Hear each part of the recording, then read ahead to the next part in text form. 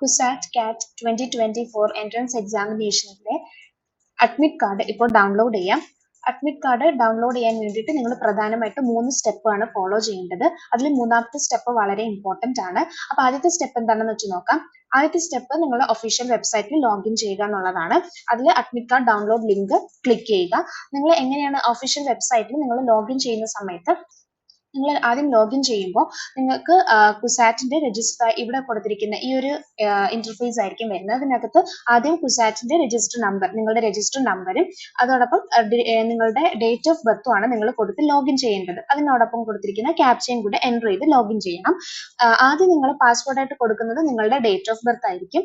അതിനുശേഷം വീണ്ടും ഒരു വിൻഡോ വരും, ഇതുപോലെ ഒരെണ്ണം വരും. അതിനകത്ത് നിങ്ങൾക്ക് പാസ്വേഡ് നിങ്ങൾ ചേഞ്ച് ചെയ്യണം. ആദ്യം നിങ്ങൾ ഡേറ്റ് ഓഫ് ബർത്ത് ആണ് കൊടുക്കുന്നത്, പിന്നെ നിങ്ങൾ അടുത്ത സ്റ്റെപ്പിൽ നിങ്ങൾ പാസ്വേഡ് ചേഞ്ച് ചെയ്ത് നിങ്ങളൊരു പുതിയ പാസ്വേഡ് ക്രിയേറ്റ് ചെയ്യണം. Once logged in as a first step the default password is to be changed and a new password to be created. ഒരു പുതിയ പാസ്വേഡ് നിങ്ങൾ ക്രിയേറ്റ് ചെയ്യുക.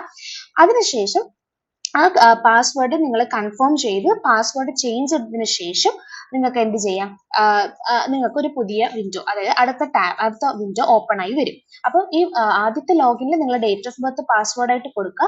അതിനുശേഷം നിങ്ങൾ പുതിയ പാസ്വേഡ് ക്രിയേറ്റ് ചെയ്യാൻ പറയും. നിങ്ങൾ തന്നെ ഒരു പാസ്വേഡ് ക്രിയേറ്റ് ചെയ്യുക. അതിനുശേഷം ആ ചേഞ്ച് പാസ്വേഡ് കൊടുത്തു കഴിഞ്ഞാൽ ഇനി ആ പാസ്വേഡ് ആയിരിക്കും നിങ്ങൾ ഇനി യൂസ് ചെയ്യേണ്ടത്. രണ്ടാമത്തെ സ്റ്റെപ്പ് എന്ന് പറയുന്നത്, ഈ പാസ്വേഡ് ചേഞ്ച് ചെയ്ത് പുതിയൊരു വിൻഡോ ഓപ്പൺ ആകുമ്പോൾ അതിനകത്ത് 2 ടാബ് ആയിരിക്കും ഉണ്ടാവുന്നത്. ഒന്ന് പേഴ്സണൽ ഡീറ്റെയിൽസ് എന്ന് പറഞ്ഞിട്ട് ഒരു ടാബും ഒന്ന് അഡ്മിറ്റ് കാർഡ് ടാബും ആണ് ഉണ്ടാവുന്നത്. അതിൽ പേഴ്സണൽ ഡീറ്റെയിൽസ് ടാബിൽ നിങ്ങളുടെ പേഴ്സണൽ ഡീറ്റെയിൽസ് ആയിരിക്കും കാണിക്കുന്നത്. നിങ്ങളുടെ register number, candidate name, date of birth, email, gender, ഈ വക എല്ലാ കാര്യങ്ങളും ഉണ്ടാവും. അഡ്മിറ്റ് കാർഡ് ടാബിനകത്ത് സബ്ജക്ട് നെയിം, ടെസ്റ്റ് സെന്റർ, പിന്നെ exam date, download admit card option, ഇങ്ങനെയായിരിക്കും ഉണ്ടാവുന്നത്. അതായത് ഇതായിരിക്കും അഡ്മിറ്റ് കാർഡ് ടാബ്. ഇതിനകത്ത് നിങ്ങളുടെ ടെസ്റ്റ് സെന്ററും ഡേറ്റ് ഓഫ് എക്സാമും സബ്ജക്ട് നെയിം എല്ലാം ഉണ്ടാവും. അതിനകത്ത് അഡ്മിറ്റ് കാർഡ് എന്ന ടാബും അഡ്മിറ്റ് കാർഡ് ഓപ്ഷൻ ഉണ്ടാവും. ഈ അഡ്മിറ്റ് കാർഡ് ഓപ്ഷൻ ആണ് നിങ്ങൾ ക്ലിക്ക് ചെയ്ത് അഡ്മിറ്റ് കാർഡ് ഡൗൺലോഡ് ചെയ്യേണ്ടത്. അങ്ങനെ നിങ്ങൾ ഡൗൺലോഡ് ചെയ്ത് വെക്കുക.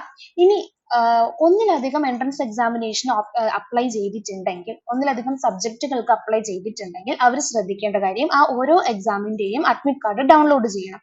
ഇതിൽ 3 year LLB എഴുതുന്ന ചില കാൻഡിഡേറ്റ്സ് 5 year LLBക്കും അപ്ലൈ ചെയ്തിട്ടുണ്ടാകും. അപ്പൊ അങ്ങനെയുള്ള ആൾക്കാർ ചെയ്യേണ്ട കാര്യം, നിങ്ങൾ 3 year LLBയുടെയും 5 year LLBയുടെയും അഡ്മിറ്റ് കാർഡ് സെപ്പറേറ്റ് ആയിട്ട് ഡൗൺലോഡ് ചെയ്ത് എടുക്കണം. കാരണം നമ്മൾ ഓരോ എക്സാമിന് പോകുമ്പോഴത്തേക്ക്, ഇപ്പൊ 3 yearന്റെ എക്സാമിന് പോകുമ്പോൾ 3 yearന്റെ അഡ്മിറ്റ് കാർഡ് കൊടുക്കുക, 5 yearന്റെ പോകുമ്പോൾ 5 yearന്റെ കൊടുക്കുക. നമ്മൾ അങ്ങനെ അവിടെ ചിലപ്പോൾ അഡ്മിറ്റ് കാർഡ് വാങ്ങി വെക്കാനുള്ള സാധ്യതയുണ്ട്. അപ്പം അഡ്മിറ്റ് കാർഡ് നിങ്ങൾ എന്തായാലും എത്ര എക്സാം എഴുതുന്നുണ്ടോ അതിനത്രയും ഉള്ള അഡ്മിറ്റ് കാർഡ്, അതിന്റെ എല്ലാത്തിന്റെയും അഡ്മിറ്റ് കാർഡ് ഡൗൺലോഡ് ചെയ്യുക. അങ്ങനെ 3 year LLBക്കും 5 year LLBക്കും അപ്ലൈ ചെയ്തിട്ടുള്ള കാൻഡിഡേറ്റ്സ് ഈ വീഡിയോ കാണുന്നുണ്ടെങ്കിൽ ഒന്ന് കമന്റ് ചെയ്യുക. അങ്ങനെ ചെയ്യുന്നുണ്ട് 3 year LLBക്കും 5 year LLBക്കും. 3 year LLB അതായത് ഡിഗ്രി പാസ്സായവരാണ് അങ്ങനെ ചെയ്യുന്നത്. 3 year LLBക്ക് അപ്ലൈ ചെയ്തിട്ടുണ്ടാവും. 5 yearഉം എഴുതുന്ന ആൾക്കാരുണ്ടാവും, ഡിഗ്രി ഹോൾഡേഴ്സ്. അപ്പോൾ അത്രയാണ് നമ്മൾ ചെയ്യേണ്ടത്. അതിനുശേഷം ഈ ഡൗൺലോഡ് ചെയ്ത അഡ്മിറ്റ് കാർഡ് പ്രിന്റ് ഔട്ട് എടുക്കുക. പ്രിന്റ് ഔട്ട് എടുത്ത് വെച്ചിരിക്കുക. അതിന്റെ കൂടെ ഈ അഡ്മിറ്റ് കാർഡ് ഡൗൺലോഡ് ചെയ്തതിനു ശേഷം പ്രിന്റ് ഔട്ട് എടുക്കുക. അതിന്റെ കൂടെ അതിനകത്ത് പറഞ്ഞിരിക്കുന്ന എല്ലാ ഇൻസ്ട്രക്ഷൻസും, ഈ അഡ്മിറ്റ് കാർഡിൽ പറഞ്ഞിരിക്കുന്ന എല്ലാ ഇൻസ്ട്രക്ഷൻസും കെയർഫുൾ ആയിട്ട് വായിക്കുക. കാരണം അതിനകത്ത് നമ്മുടെ എക്സാം ഡീറ്റെയിൽസും എക്സാമിന് എന്തൊക്കെ കൊണ്ടുവരണമെന്നും എക്സാം സമയവും എല്ലാ കാര്യങ്ങളും അതിനകത്ത് എഴുതിയിട്ടുണ്ടാവും. അത് വ്യക്തമായിട്ട് വായിക്കുക. ഒരു മിസ്റ്റേക്കും ഇല്ലെന്ന് ഉറപ്പുവരുത്തുക.